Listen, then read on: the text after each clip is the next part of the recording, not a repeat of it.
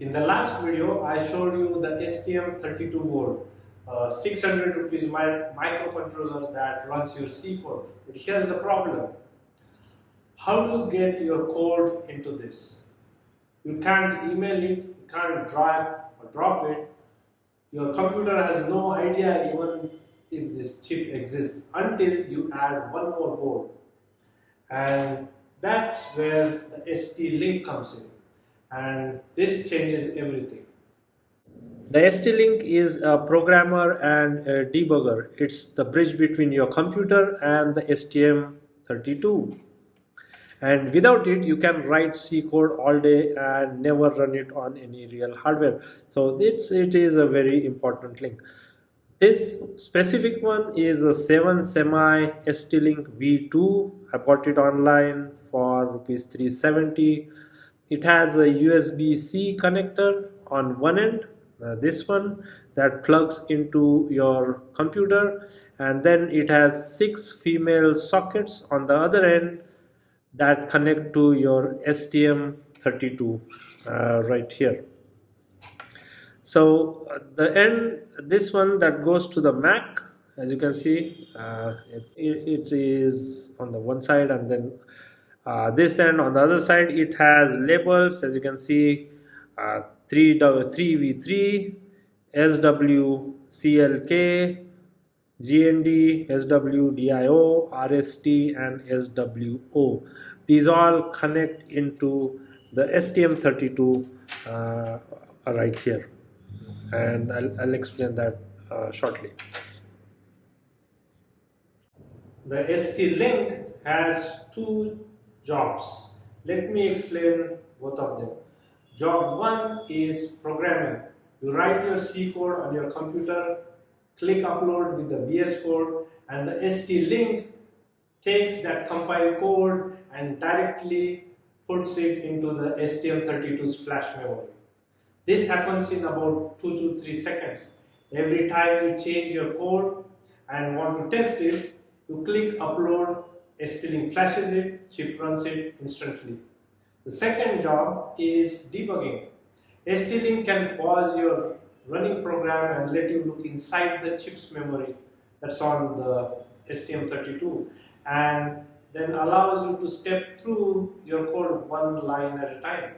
It's like a window into the chip's brain. Very useful when something isn't working and you need to find out why that particular problem is there.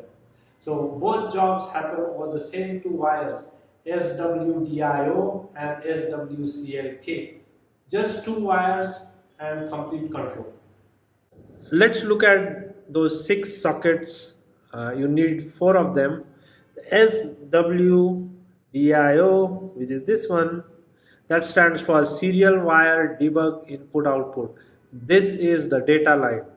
Then the SWCLK, that is serial wire clock. This keeps everything in sync. Then we have GND, which is the ground, that's the common reference point. Then we have 3v3, which is the 3.3 volts that powers the STM32's debug interface. The RST and SWO, we leave those unconnected, not needed for this series. Now let me show you the 4 wire connections, and this is the most important physical setup in the entire series, and it never changes. So wire 1, we put one end of the jumper wire in the ST-Link SWDIO, so which is this one. So I'm going to take this wire, jumper wire, and put right in this one, so right here.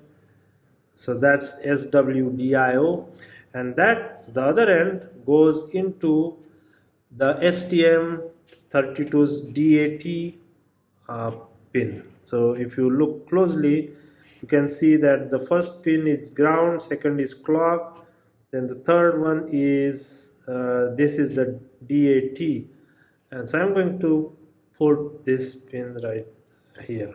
Okay, so that's number 1 connection. The next one is from SWCLK. So SWCLK, which is, you see this one, so I'm going to put in this hole right here, and if it doesn't go that way, I'll just remove and try the other way around. So that, and the other end of this, it goes into STM32 CLK pin, which is, if you on this board, there are different versions of the same board. This board has it here, so I'm going to put them on this pin. So that's for the CLK second pin. And then we have the ST-Link ground, and for ground I'm going to use the black color for the ground.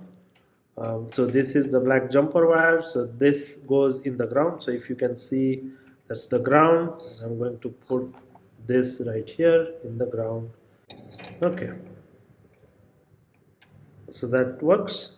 So that is the ground, and the other end of this goes into the ground for the STM32, and the ground, as you can see here, it's the first position. So I'm going to put that right there.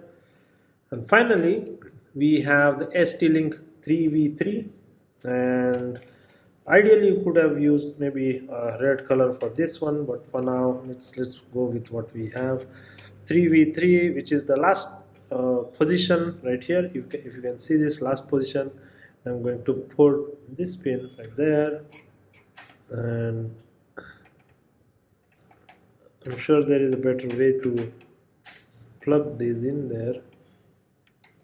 I'm going to try. Alright, so that's the 3v3, and that goes in the STM board right here at the position for 3v3, as you can see the last one. So I'll plug that in. So that is the entire connection that we have. 4 wires, and it's the programming setup. Every single episode starts with this. We have the once again we have the SWDIO input output that goes to the D80 pin. As you can see here, that's the red wire. Then we have the SWCLK that goes to the CLK on this one. That is our that purple wire, and purple it becomes white after that. All right, and then we have the ground black, and then 3v3, that's the voltage, that's this orange wire that comes here. Now watch what happens when I plug both into the computer. The ST-Link USB-C into the Mac. So I'm using a MacBook, so that's why if it's Windows, it's going to be Windows. So this is plugged here with the ST-Link. Now I'm going to plug this on here, and as soon as we plug this in, you see the red LED is blinking, it becomes steady, and this tells us that the ST-Link is powered and looking for the STM32. Now let's plug in the STM32. So this uses the mini USB. I think both lights, LED lights, are already on, so still we need to put the power for this one. So I'm going to plug this in here, and then I'm going to plug the other end into this computer. All right, so that's what we have. So here now we see that the ST-Link LED is steady red, connected. The STM mini USB is connected to the computer. The blue LED is also on. So we can now reach inside the computer. One quick note about drivers. On Mac operating system, no separate driver installation is needed. The platform IO handles everything automatically when we install it in the next video. On Windows, you need to install the ST-Link USB driver from the ST's website before you connect it to your computer. I'll put in a link in the description. Everything else is identical between the Mac OS and the Windows operating system. 2 boards and 2 cables. That's your complete hardware setup for this entire series. Next video, episode 0, we install VS Code, platform IO, and we flash our very first program onto this chip. The blue LED will blink, and at that moment, When you write your code on your computer and see a physical LED respond, that's when it clicks. That's when you know you're talking from your computer to your hardware, and that can then talk with the real world. Subscribe so you don't miss it. See you there.